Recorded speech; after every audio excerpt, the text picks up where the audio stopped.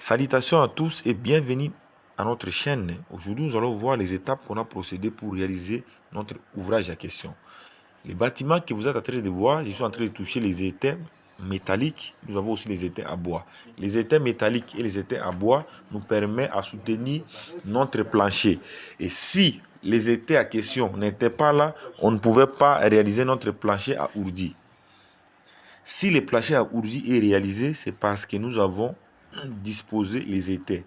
On a acheté les étais métalliques ou on a acheté aussi les étais en bois parce que s'il faut acheter seulement les étais métalliques, ça va coûter trop cher. C'est pour cette raison on a essayé de mélanger.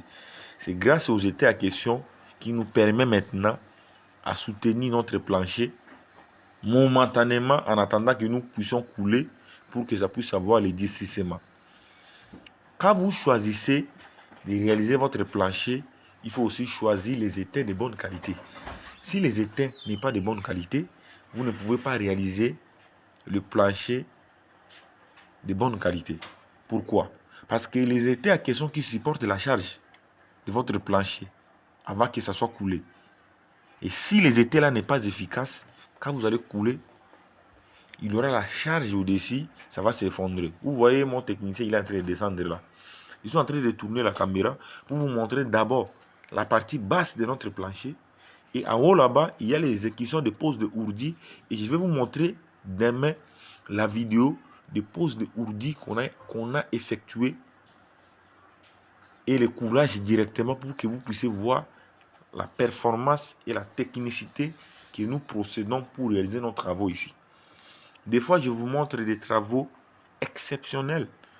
En Afrique, il y a des travaux qui existent, mais la façon dont nous sommes en train de construire, l'expérience qu'on a apportée dans le secteur BTP, des fois, ça étonne beaucoup de gens. Beaucoup de gens sont en train de me demander quels sont les procédés que vous parvenez pour réaliser.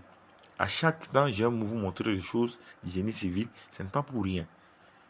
Si je suis en train de vous montrer le bâtiment districtif que nous sommes en train d'effectuer ici, c'est pour vous donner quand même l'idée et la connaissance qui vous permettra aussi de l'appliquer. Et surtout si vous suivez les vidéos, vous suivez les explications que je suis en train de mettre à votre disposition, vous serez plus fort dans le secteur BTP. Vous devez savoir que dans le secteur BTP, il faut beaucoup lire, il faut beaucoup effectuer des recherches, il faut aussi avoir la théorie ainsi que la pratique.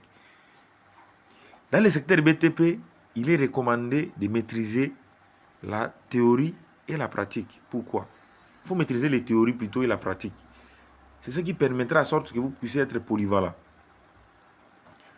Si vous n'avez pas ce qu'on appelle théorie, vous avez que la pratique, vous n'allez plus loin dans le secteur BTP. Il y a d'autres personnes, peut-être, qui peuvent vous poser des questions d'attrape pour pouvoir vous confier le marché. Vous êtes là, vous dites que non, moi je maîtrise la pratique, même si je ne connais pas la théorie, ça ne me regarde pas. Vous devez faire attention. Vous devez faire attention. Parce que tout c'est important. C'est vrai que vous pouvez connaître votre pratique, vous pouvez réaliser. Mais si vous ne maîtrisez pas ce qu'on appelle la partie théorique, c'est un danger grave. C'est là où vous devez savoir dans la partie théorique qu'on a autant de bois, on a autant des étais, on aura autant de poutres, on aura autant de poteaux, on aura autant de ourdis, on aura autant de poutrelles, nous aurons autant de barres de fer, donc, nous aurons autant de briques, nous aurons autant de matériaux de construction pour pouvoir réaliser notre projet. Les projets ne se réalisent pas sous l'imagination. Le projet, ça se réalise sous les étapes réglementées pour pouvoir aboutir à un rendement rentable. Si seulement si le projet, ça s'effectue sous l'imagination, personne ne pouvait construire un bâtiment et un bâtiment ne pouvait pas résister. Si vous voyez que les bâtiments sont en train de résister, c'est parce qu'on est en train de suivre les étapes. Et toutes les étapes en question sont importantes. Les étapes de la réalisation d'un projet de construction a une grande importance. Que tout le monde qui exerce dans le secteur BTP, il est obligé de les respecter. Si vous ne respectez pas les normes réglementées dans le secteur BTP, évitez aussi de réaliser un ouvrage de construction. Qui dit un ouvrage, c'est les normes. Sans les normes, sans l'ouvrage. Lorsqu'il y a les normes, il y a l'ouvrage. Les bâtiments que vous voyez ici, si et seulement si une erreur se produit là, il y aura la perte de millions de personnes. Parce que les bâtiments, c'est des bâtiments de R+8. Supposons que les bâtiments en question se renversent aujourd'hui. Combien de personnes vont mourir? Il y aura même des victimes qui sont en train de passer au cours de la route. L'environnement sera des victimes parce qu'on ne sait jamais. Un bâtiment de R+8 s'effondre maintenant. Quelle sera la cause? Vous devez se poser des questions. Vous devez vous poser des questions plutôt. C'est la raison pour laquelle la norme nous exige de respecter ce qu'on appelle la descente des charges. Quand vous réalisez un projet de construction, si vous maîtrisez ce qu'on appelle la descente des charges, vous maîtrisez les dimensionnements, les prédimensionnements, vous maîtrisez ce qu'on appelle le devis quantificatif, le devis estimatif,